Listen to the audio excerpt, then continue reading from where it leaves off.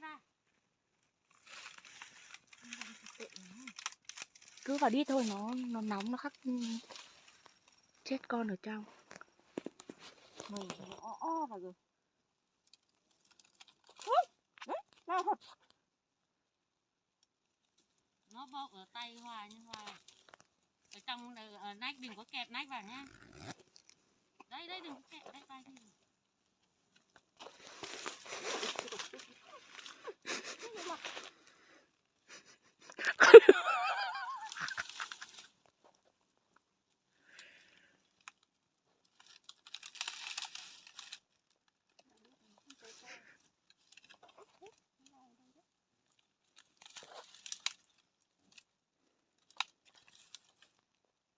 Nó không có như mọi ngày mình cho cái áo vào.